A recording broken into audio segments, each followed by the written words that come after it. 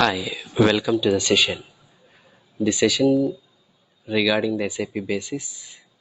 Mainly this short presentation contains we are starting from what is SAP and where the basis coming into the picture, and after that mainly what are the basis roles and responsibilities in the real-time scenarios as a basis consultant in SAP projects, the main focused areas, and then what are the extra things we are giving from our end being a basis trainer. And as part of this curriculum, this is what we are going to present in this short presentation. First, let us see what is SAP. See, SAP is an abbreviation which stands for Systems, Applications and Products in Data Processing. See, just to understand this word is a small example I'll give you. See, for example, if you take a Gmail example, see, if you are giving gmail.com enter, the next screen is coming to you where you are giving user ID and password. After giving password enter, again it's fetching your mail data, right? So what's happening in the background is it's taking your request as soon as you enter, and it's going to the Google server and fetching the information and giving it to you. That means in the back end, one application software is supporting to process all these things. It's not only Gmail, any kind of like eBay or Flipkart or maybe your online banking or any kind of business scenario you take. So the back end, the application software plays an important role. So that kind of application software is SAP. See, it's a ERP software. See, ERP means Enterprise Resource Planning. So to conclude, what is this? Planning the resources, planning the resources in an enterprise. So what does this ERP meaning is? Exactly to say is a set of rules which makes your business successful. Nothing but probably you might have good team, good business thoughts, good investment, but you are not all coordinating all this in a proper manner. You can't achieve your business goals, right? But this ERP tells you what to do, what not to do. Based on this, the SAP has been developed. Like that, there are a lot of ERP products. Among them, SAP is the toppest ERP vendor in the world in terms of customers, sales, revenue, everything. It was earlier invented or developed in the 1972 based on R2 mainframe. See, R2 is two-tier client-server mechanism. I hope you heard about client-server mechanism. Not a problem. We are going to see that in the next slide. Because of some challenges in the R2, so the successful architecture, what is that is R3, that is real-time three-tier architecture.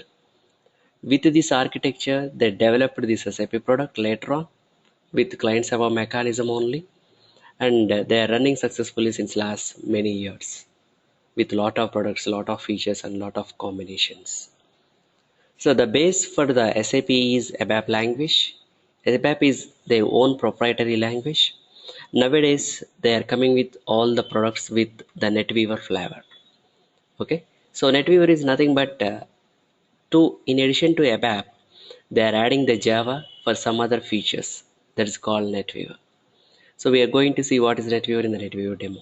Okay, so this is purely based on the ABAP part, nothing but R3 basis. Okay, this is small introduction about SAP. And first we are going to see who is using SAP. See, why I'm presenting this slide is so many people might have the questions like, okay, SAP we are hearing since last more than 10 years or 15 years. So already the market is saturated. So is there any opportunity still going forward? Yes, we have. So that's why this slide I am presenting. See, as per this slide, you are seeing 70% of Fortune 100 companies already implemented SAP, and 50% of Fortune 500 companies, more than that also, implemented SAP. See, as per NASSCOM, see what is the NASSCOM? NASSCOM is an IT regulator in the world. So they deal all the IT businesses in the world. With their approval only, we should do the IT business, right? So it is not my survey or maybe SAP survey is the NASSCOM survey. By 2007, what NASSCOM saying that as per the survey, SAP occupied 12% of market. That means out of 100 companies, 12 companies implemented SAP.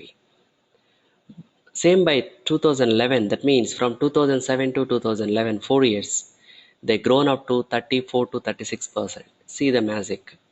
See, in this competitive world, one product captured more than 200% than what they have in 2007. After 2011, now 2015, it's crossed almost 50% market. See, in this competitive world, single product captured 50% market means it is not an easy thing. Of course, there are a lot of reasons why SAP got this market because of its supportability, its integrability, and its integration between modules into customizability, and it supporting any OS or any database, and lot of products, lot of features, lot of services, and their product, what you can say, quality. Or because of all these reasons, yes, they got good market. See, what you need to understand here is, see, in this 2015, already it captured more than 50% market means. What NASCAM is saying is, if it is like that, by 2019 or 20, SAP going to capture 100% market of ERP, not 98 or 99. If it is like that, you can't see any other ERP in the market as a competitor for SAP.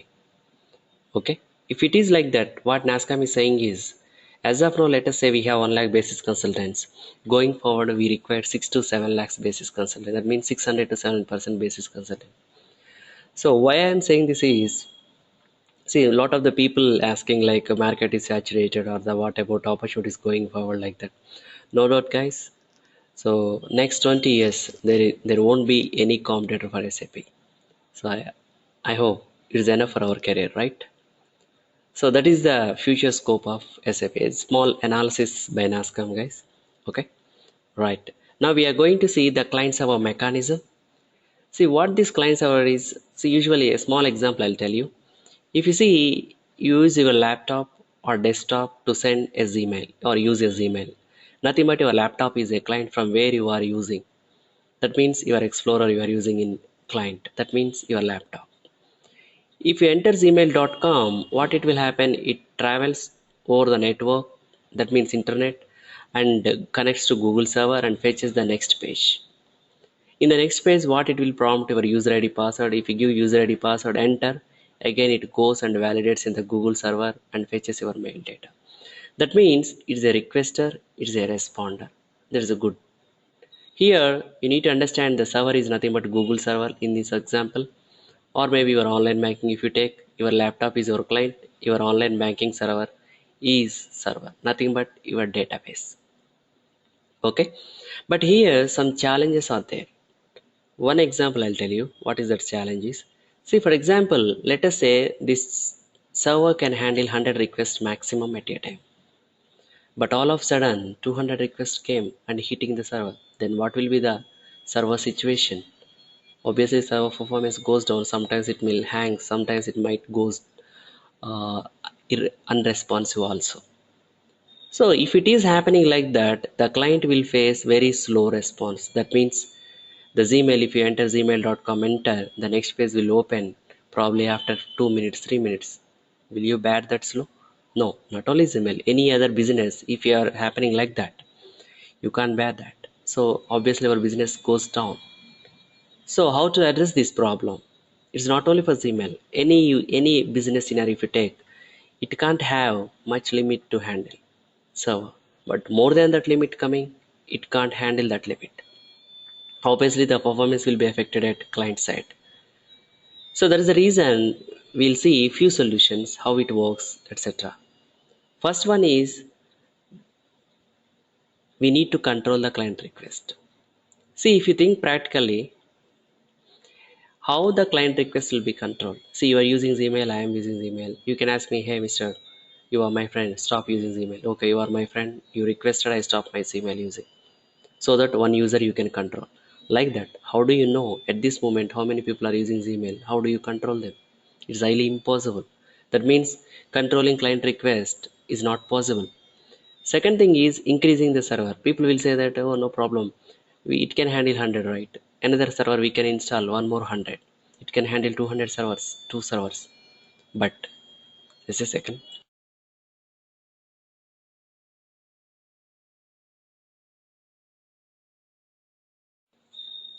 Yeah, sorry. See, as I told, this is a database. Server means database. See, practically for a single business, multiple databases not possible, not recommended. In that case, neither controlling client requests nor increasing the servers possible, impossible. Then how to address this problem? That's why they came up with these are the two layers. We can call it as R2 architecture, client server. Okay. So they introduced one more layer in between them. They made it as three-tier architecture that is called all three. What this middle layer will do is it will act as a wall and works in a smart way, like allowing all the requests from the client and stops the request in this middle layer in such a way ensuring the load on the server or database is less. At the same time, the performance to the user is not affected. In such a way, the third layer is designed. It's nothing but application layer. In between them, they introduce the application layer. So just analogy getting guys here. The presentation layer is nothing but the client. Server is nothing but the database. Okay. Server is nothing but the database. And by introducing application layer in between them, in between client and server, they made it as three layers, three-tier architecture. That is presentation layer, application layer, and database. Where SAP coming into the picture in this layer only. What SAP will do is, okay, let the request come from presentation layer, not a problem. But it has its own architecture to control all these processes. And it sends the request to the database and fetches the information and gives it to you. For example, you're inserting ATM card here in the presentation area. That your ATM machine is a presentation layer. You are checking for the balance. The request will be taken by the SAP and it uses its own processes here and goes to the database and fetches the information and gives you whatever the balance you have. Nothing but SAP is acting as a middle layer, okay, mediator here to process your request. And also it doesn't contain any data or database. That's why it supports all the databases in the backend. Database is separate again. Maybe you are using here Oracle or DB2 or MaxDB or SQL, whatever it may be. SAP supports. That's how this SAP layer is designed, and being a basis consultant, we are going to handle this layer. If we know how to handle this, then the business will be good. If this layer is suffering, then the business will not good. In terms of performance, in terms of installation, in terms of patching, in terms of transport mechanism, in terms of client mechanism, in terms of troubleshooting all the process issues or dispatch issues, okay, and same from database as well. So as a basis consultant, we are going to handle these two layers from the technical point of view. It doesn't mean that you need to know the coding or programming. No, it doesn't require any coding knowledge or programming knowledge or any other knowledge. Just a technical support is like a system admin job in normal traditional approach. SAP admin is called basis admin. We are doing installation, administering this layer in terms of troubleshooting, performance, patches, kernel patches, support packs, client administration, transport management, load balancing, upgrades, both from SAP layer level and database level. In this course, we are going to see about the SAP basis here and then Oracle database. Why? Because most successful database in the world is Oracle, and out of 100 customers of SAP, more than 75 or 80% using Oracle. There is a reason we are going to teach here in the in this course Oracle database. That is Oracle DBA course. It doesn't mean that you should know the DBA. If you know, it's an advantage. Otherwise, I am going to cover you here the database part as well. So now I hope you understand what is the three layers. Of course, we are going to see clearly what are these and everything here. Now we are going to see the what are the competitor for SAP in the market from ERP side. These are all the competitors like Oracle, PeopleSoft, JD Edwards, everything. But whatever it may be, SAP is the toppest ERP vendor. As I told, it captured almost more than 50% market. Okay, and the course contains mainly. I'll give you a brief overview of the things whatever I'm covering you. The implementation. What is the implementation? Is nothing but if your company is using non-SAP product, they want to move to SAP. The process of replacing your old product with SAP is called implementation. So we are going to see end-to-end implementation, including the installations, everything in this course. And we are giving you the software, etc. We are making you hands-on practice everything, because the basis consultant needs to know how to install and how to troubleshoot the issues for the installation as well. And not only knowing the installation, we need to know all these phases we have. SAP methodology we can call it as. So if you know this, then only you can understand the how the end-to-end implementation will work. We are going to discuss thoroughly. Okay. After that, the main focusing area is troubleshooting, especially the work process. We call it as the process will handle your user request. Different types of requests, different, and we have some services as well, like message server and gateway. So how to troubleshoot all these issues? So if you know how to handle this area, 30 to 40% basic job is done in the day-to-day life of a basis consultant. Okay, and then from the load balancing point of view and a performance point of view, the operation modes concept is a wonderful concept given by SAP. So without changing the parameters and restarting the system, we can switch dynamically the work process as you required. Of course, you are not aware of as of now what are the work process and switching, etc. We are going to see that later. And the log on load balancing. So load balancing, the meaning itself is saying distributing the load. See, if I have like a 5 SAP servers, so I have 1,000 users, means all 1,000 users are logging into only one server. It creates a load on here. But being a basis consultant, we need to distribute this load, whatever coming from here, across all the instances.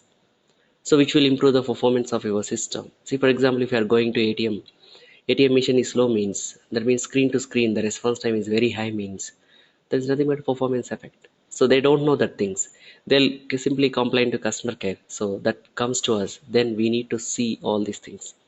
How to handle all those, everything we are going to see. And then the like connectivity between different systems, like we can call it as RFC interface or RFC connections. So if I want the data from ECC to BW system, or BW to CRM, or EP to ECC, like that, so it will happen through the RFCs only. So we are going to see how to connect one SAP system to another SAP system, how to troubleshoot the issues, etc. And the change management, especially the transport management, we can call it as how the changes will be moved, transfers will be performed. Okay, it's a very important from the development and customization point of view. Of course, we are not doing in development customization, but we are involving here to move the transports and troubleshoot the transport issues. The changes what you are making here, we need to release and then import here, troubleshoot transport issues. Once it is tested here, and then we will do it here. So how it goes, what is the mechanism behind all these things. And also this will work, all the transport mechanism whatever you are seeing will work in SAP if you configure STMS, that is transport management system. So how to configure transport management system? As soon as I release a change request here, how this request goes to here, I need to go here and here, because we define here how to configure all these we are going to see. And then the memory and buffers, very important from the performance point of view, how the memory will be impacted in the server performance and the CPU's load, and then buffers. So we are going to thoroughly see in depth as a basis consultant what we need to do. And the client in SAP is a money maker. Okay, is a nothing but data separator technically if we speak. So how the client mechanism will work? Okay, if you understand this client mechanism, so you can easily understand how the SAP is working. So as a base consultant, we involve in client creation and client copies, client securing, client deletion, and the change management. All these things are interdependent. Okay. Then the client copies, as I told, we have default clients 000, 000 and 066. And these are SAP given clients, but we never use that. We create our own clients like 500, 600, ranging from 000 to 999. Any number you can use without repeating same number. So how to handle all these, what are these things we are going to see. And then the patches, very important from the basis point of view. We are responsible for applying the patches for SAP system to enhance functionality, to get enhanced functionality whatever the SAP giving, or maybe bug fixing the existing issues. Not only patches, here we are going to see notes, add-on installation, and then kernel patches or kernel upgrade mechanism, everything live demo. You also can practice on your system, because this is one of the important and major area for the basis consultant to know. And then obviously we are going to discuss about upgrade scenario as well. And the workload, yes, the from performance point of view is a very important topic from for the basis consultant. How to manage the work, or how to distribute the work, and how to find out the issue where it is, how to troubleshoot. Everything we can come to know through the workload monitor. So very beautiful transaction we have here in SAP, that is called SC03. So what is this, how to use this transaction, everything we are going to see. Okay. And not last but not least, the database. Yes, I'm going to cover here from the database scratch. It's not like telling few transaction codes from the as a like a code DBA. I will be going to start everything from the architecture point of view, and how the SAP we will use the table spaces, backups, DB refresh, system copies, and how all these process mechanisms communicate, everything. Because if you don't know this, how it works, you can't understand database. Why? Because without knowing database, you can't as a basis consultant. There's a reason we are more focusing on database as well here, especially system copy and system refresh mechanisms. System copy is copying the building the new system using the existing data, and the DB refresh is refreshing the database of existing data into the existing system. So what is the difference between these? All these things we are going to see: system copy or system refresh or DB refresh. Okay. And overall, if you see from the database or SAP layer point of view, we are involving in all these areas: installation, implementation, nothing but performance tuning, memory management, troubleshooting, even printers, creating users, user administration, background jobs, and starting, stopping maintenance activities, patching, performance tuning. Okay, all these things we are going to cover. Of course, users is not our part, but few things we are going to basic things, because nowadays security is uh, deviated from basis. They are separated. It's not our role. No need to worry about user security. But basic things we are going to learn here. So overall, if you see all these things, being a base consultant, no required any programming or no coding, any kind of any other prior experience also. Any new consultant in IT also can learn this. No need to know C language or B language or A language. Okay, nothing to worry about that. Okay, this is why, because the beauty of the technical module is that only anybody can learn without any priority knowledge. Of course, if you have like kind of some Unix knowledge or networking knowledge or maybe database knowledge, added advantage, but it's not mandatory for the basis.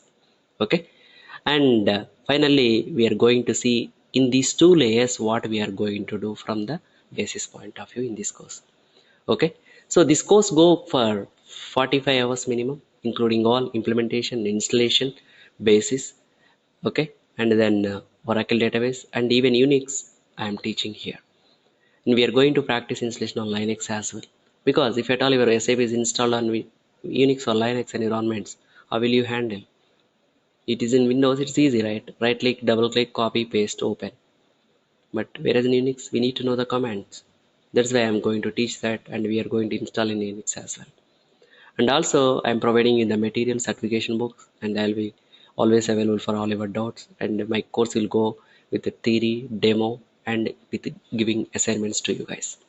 So before coming to next class, you need to finish the assignment, you need to read the document, you need to practice on the server, and come to the class. If you have any questions, we will discuss the questions, answers, and then we will go to the new topic. Like that, we'll go for the almost the course will go for 2 months, excluding weekends. Okay, so this is what guys I want to tell you here regarding the base course. If any questions, you can get back to us. Thank you.